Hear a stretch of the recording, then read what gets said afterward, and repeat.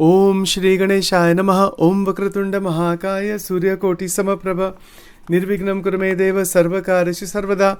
Om Ganganapate Namaha. Gurur Brahma Gurur Vishnu Gurur Devo Maheshwaraha. Gurureva Param Brahma Tasmai Shri Guruve Namaha. Sarva Mangala Mangalle Shive Sarvartha Sadhike. Sharanitrambike Gauri Narayani Namostute. Om Bhagavate Shri Swami Narayana Namaha. Shri Lakshmi Narayana Namaha. Shri Radha Krishnaya Namo Namaha. Om Namo Narayanaya. Om Namo Bhagavate Vasudevaya. Om Namah Shivaya. Shri Radha Krishnaya Namo Namaha. Shri Hanumanji Maharaj Ki Jai. Welcome to Nitya Satsang. Today is the 19th of October 2024. I want to offer my prostrations to all the great sages and to Bhagavan, Paramatma, residing in the heart of every being at all times, due to whom this entire existence is existing. The Prakriti that we see around us, it is existing due to the presence of Paramatma, Bhagavan.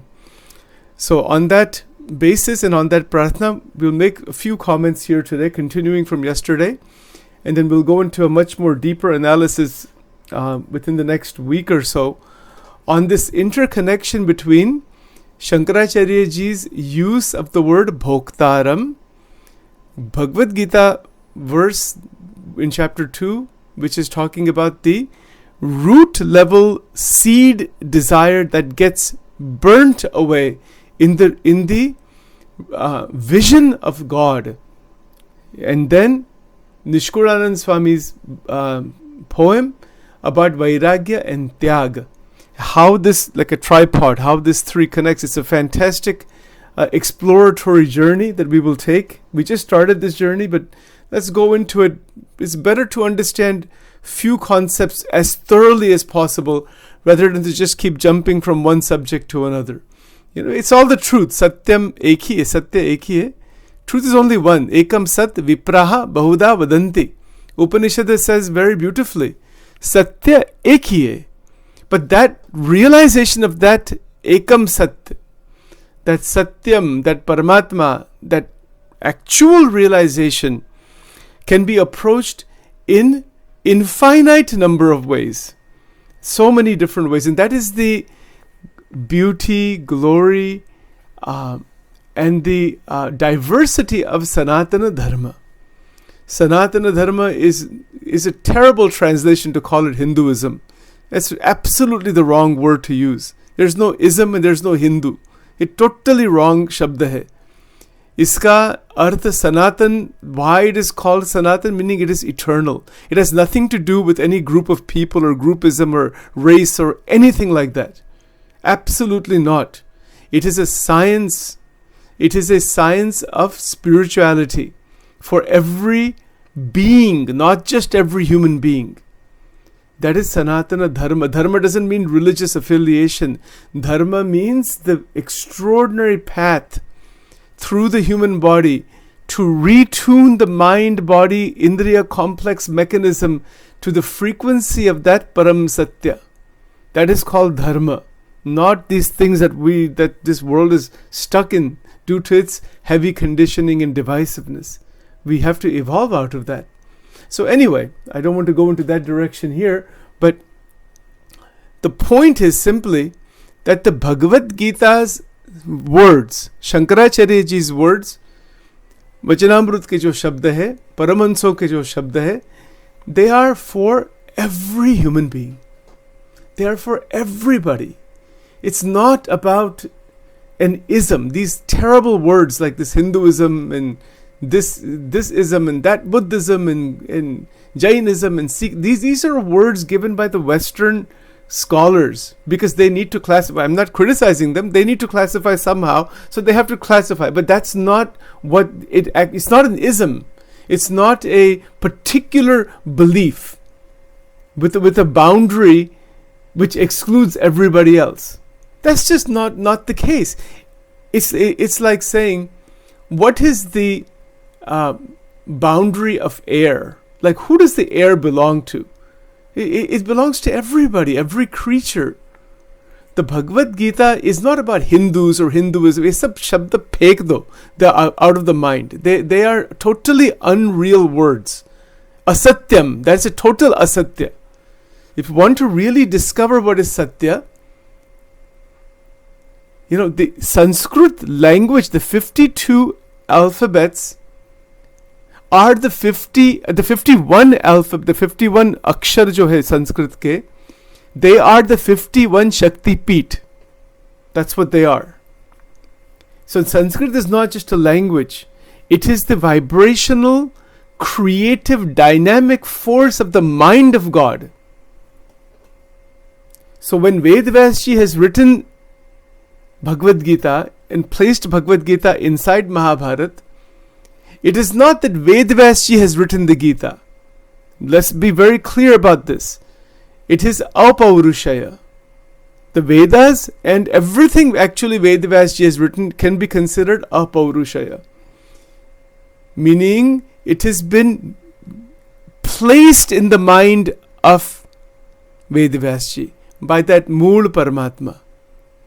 जिसको मूल स्वरूप कहते हैं, मूल तत्व, वो तो एक ही है. And that manifests in the mind of Vedvyasji in Yog Samadhi. The Updesham comes and then he writes. And then he speaks and Ganeshji writes. This is the story. And then the Puranas were written. See, one writer, mostly the one writer, except for Valmiki Rishi and others who came afterwards. That is the Ramayana. But the Mahabharata is the longest poem in the entire world, and that is written by Vedvyasji. 18 Puranas are written by Vedvyasji. The 4 Vedas are written by Vedvyasji. The Vedanta Sutras are written by Vedvyasji, जिसको व्यास सूत्र भी कहते. एक writer ही है actually. That's why we celebrate Guru Purnima, to remember Vedvyasji, and then because of him all the other gurus. But even Vedvyasji is part of that link of Sanatan Dharma. कितनी अद्भुत बात है, कितना amazing है ये, because it is in alignment with the cosmic truths, the transcosmic truths. Every form of psychological, physiological, we have been examining these now for a while. You can see it's all embedded within the verses of the Gita and the commentaries and the great acharyas that have come. They have given so much. It's absolutely astounding what they have given to the world. Just a couple more comments here. So, coming back to our subject, there is a great mystery in front of every human being. And that is Ichha and Vishaya Sukh. Vishayon ka Sukh. Sukh to milta hi hai na. There's Sukh at all levels. There's a range of Sukham. And there's a range of Dukham. In everything, with food items, with things that we like to see, with vistas, with clothing, with people, with family, it doesn't matter. Pura Prakriti ka Anubhav. It's a range. There are gradations and there's a whole range of experience through the 5 senses and the interconnection of the 5 senses. We know this. Through the sense of smell. Go to any mall. You go to those JCPenney or Macy's. They have the whole section on perfumes. You can learn Brahma Vidya by going to the mall. We should have a trip sometime, to go to the mall to study Vivek Chudamani. How do you connect the perfume section at JCPenney with the Bhagavad Gita? That's the fun thing to do. It's a fun trip. It's easy to connect. You can see the experience first, and there is the anubhav of the sense. The different associates. They're also dressed up very nicely, and then they have everything laid out, and and then there's nice pictures and stuff like that, and the sense and this experience of the scent. Is it not there? It is. Well, anubhav, it's not some false experience. It's not an illusion or a delusion. It does exist. If you buy a really expensive, I don't know any of the names. I have no knowledge of any of that actually, somehow. But those who like to go to all that and know about that, they have expertise. You can get a PhD on those subjects. Chanel or something is there. That word, one word I know. But you put that on your, on your, before a big party you're going to, and you want to be nicely dressed up, and then you go to the suit section and buy, and then you go to a formal party, and then they say, wow, you look really nice and you smell really nice, and isn't it so? This is sense experience. This is a fact. This is a pleasurable. See, even this word pleasure is not adequate to describe it. That is why in philosophy we use the word qualia. It just simply means my experience. I put on the scent on my body and how nice, how wonderful. Isn't it so? This is the experience, the anubhave. Now, is there a binding in this phenomena? And is there an unbounded state also? That is interesting. One who has vairagya may put on the scent and is unbound. Experiences the scent like anybody else, but experiences it without psychological, mental, emotional, or intellectual entanglement in the experience. Ragadvesha viyuktaistu vishayan indriyaischaran. Gita ji is teaching us interaction with the vishayas without raga and dvesha. Atma vishayir videyatma prasadam adhigacchati. See the technology in the Gita. You take these two Gita verses, go to J.C. Penney with those Gita verses.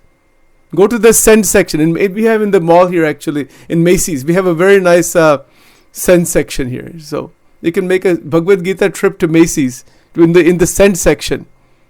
Get a group of people ready to contemplate, do some meditation over there. We see, we don't think about this. We always separate all this thing out.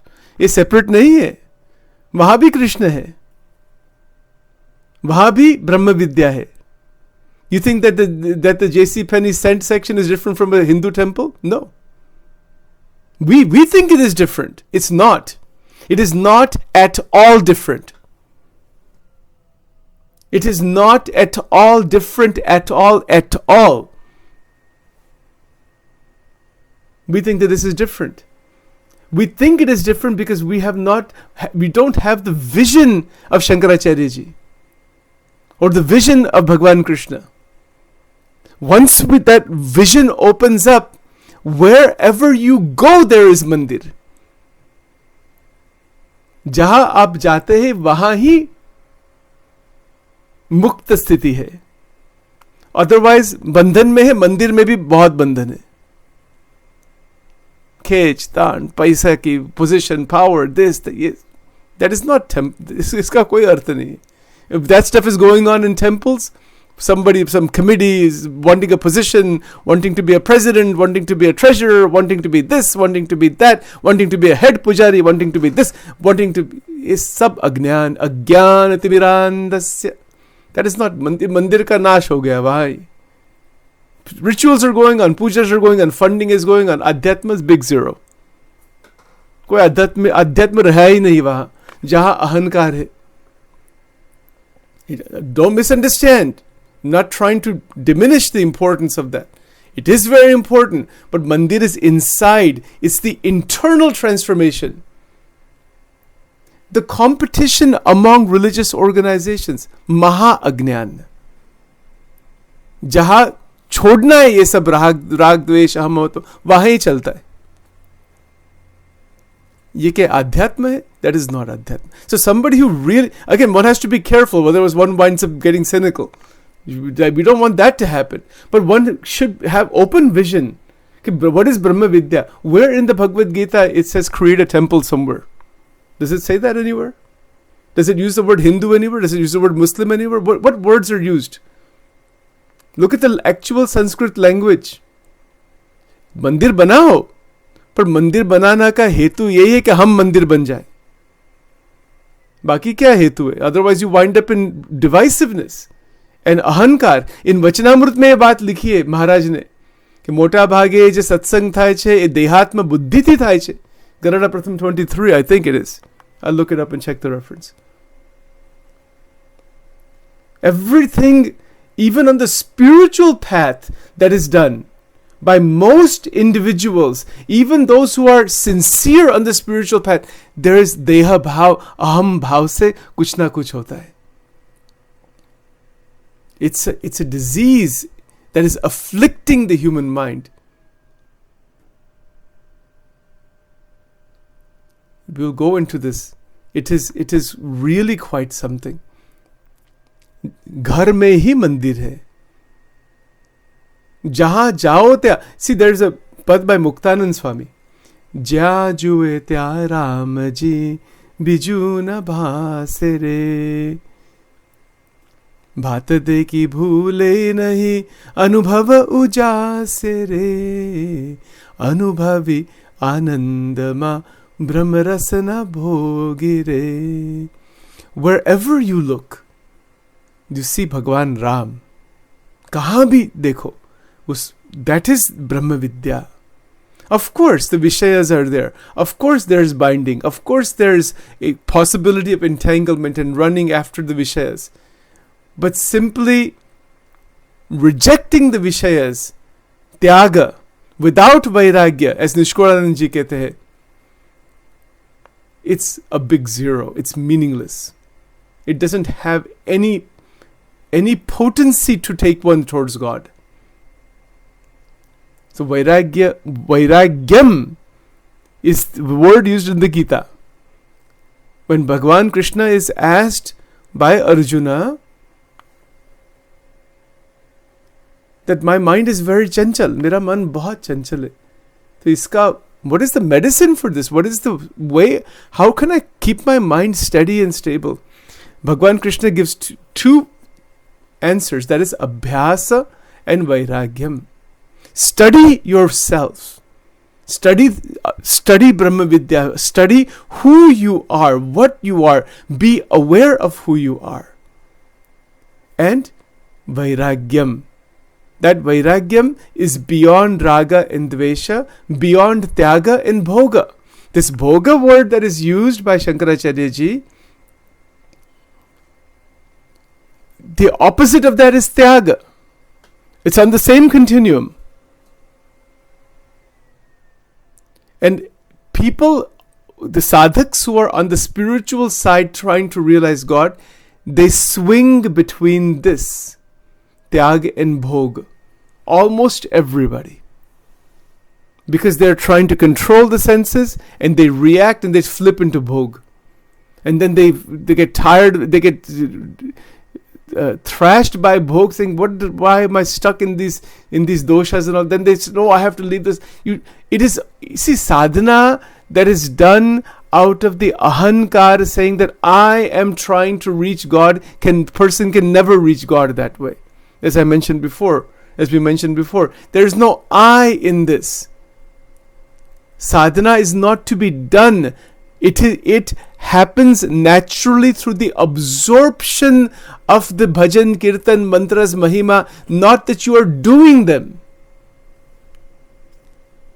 The moment Sachin starts doing a sadhana, I wind up in Tyag and Bhog continuum. Very difficult to know this truth. But when I wind up in that, I know from my own experience that is going on. I don't need to look at somebody else. I see myself. Okay. But when we are asking God to come inside of us, that is called Murti Pratishta. Murti Pratishtapanam. Yes, temples are necessary. Mandirs are absolutely necessary. There can be some deficiencies. One has to be aware and throw them out. But the purpose of the mandir is that we become the mandir. During the Vedic times, there were no temples. Not a single temple was there. Each rishi is doing pratishta inside. So when we do the nyasa mantras, aham amrute amrutam brahmani, that it is a nyasa, it's the installation of all of the devatas in every part of the body. You become the mandir, and I am the amrutam, I am the atma tattva, I am the brahma tattva. that I, not the ego, the internal installation. That is Adhyatma. Then once that installation is there, kahan bhi jao, mandir hi hai. No entanglement, no deficiency, no raga and dvesha. Interacting with the Vishayas as a play. It is called Chit Shakti Vilas. Muktanand Baba का बहुत अद्भुत ग्रंथ है. From Ganeshpuri. वो एक different परंपरा. उनके गुरुजी थे बाबा नित्यानंद, भगवान Nityanand. Amazing, it is a amazing parampara. Siddha Yoga tradition. It is there today. They have thousands of disciples. Thousands of people are doing and उनका जो main mantra है Namah Shivaya mantra. They spend 7-8 hours on Namah Shivaya mantra only. Like it's intense sadhana on Namah Shivaya mantra, Om Namah Shivaya mantra. ऐसी सब, this is called Leela. Then this is Krishna Leela. Krishna Bhagwan की जो लीला है, he is teaching us to move out of the binding that is created from bhog and tyag into a state of vairagya, and the activity that is performed in vairagya through the abhyasam, through Guru Krupa, is called Leela. Amazing stuff. We'll continue on this further in the next week in much, much more detail. Om Shri Hanumanji Maharaj Ki Jai. Om Namo Hanumate Bhayabanjanaya Sukham Kuru Kuru Phat Swaha.